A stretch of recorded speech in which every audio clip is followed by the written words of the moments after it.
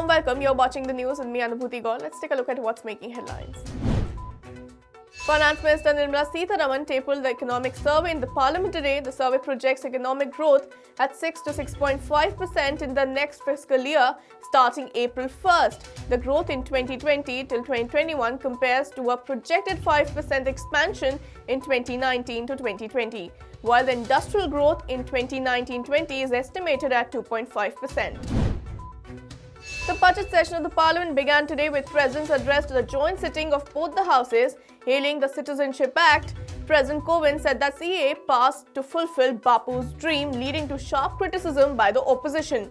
Members of the opposition raised slogans against the President KOVIND's statements as BJP MPs applauded. Opposition leaders also staged protests at the Gandhi statue against the citizenship law. With less than a day to the scheduled hanging of the 4 NIRBHAYA convicts, another petition was filed today before the Supreme Court, now by convict Pavan Gupta, whose claim of being a minor at the time of the 2012 gang rape and killing was dismissed by the Supreme Court last week.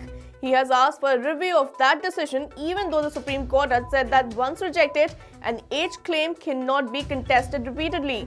Multiple petitions have been filed by 4 men in their attempts to stall their execution set for tomorrow at 6 a.m.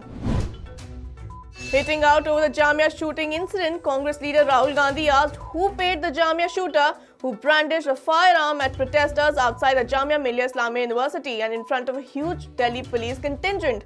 While Congress leader CHIDAMBARAM hit out at the centre and said, on the day of JAMIA shooting, Delhi Police Commissioner gets an extension while nobody is suspended. The Supreme Court on Friday issued a notice to the Yogi government to respond to a petition against the Uttar Pradesh administration's move to confiscate the property of those who protested against the amended citizenship law last month. A lawyer who had petitioned the top court also asked the Supreme Court to order a judicial inquiry into the violence that took place in the state during the protests against the Citizenship Amendment Act. The petitioner has alleged that the administration was arbitrarily seizing property to deliver on CM Yogi's promise to take revenge on the protesters for political reasons. IIT Bombay issued a clarification today after a mail from the Dean of the Student Affairs warned students against taking part in the anti-national activities. In a brief statement, the institution said it was not against the peaceful expression of opinion in individual capacity and that the detailed 15-point notification sent to the students was a reminder of the standard and existing hostel rules. Remember, on Wednesday, the institute sent out an email that cautioned the students against participating in anti-national, anti-social or any other undesirable activities.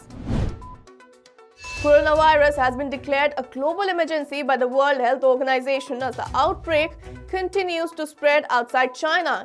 At least 213 people in China have died from the virus, mostly in Hubei, with almost 10,000 cases reported. Amid the crisis, a dead man was found on an empty street in China's Wuhan. Authorities have imposed an unprecedented lockdown of Wuhan, blocking off roads out of the city and banning flights in a bid to stop the virus spreading. Meanwhile, 400 Indians to be evacuated from Wuhan will be quarantined for 14 days. That's all in this bulletin. Thanks for watching. The news and updates will continue on the other side.